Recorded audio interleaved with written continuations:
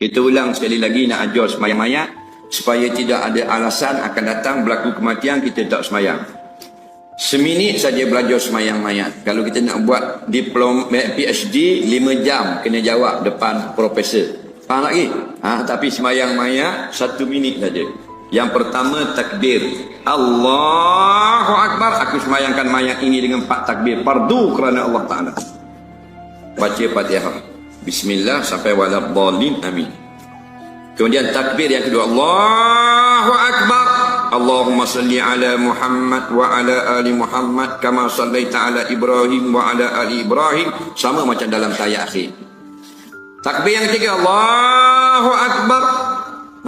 Kalau mayat itu laki-laki, Allahumma billahu depan kita. Wa'fu anhu wa'afihi wa'fu anhu.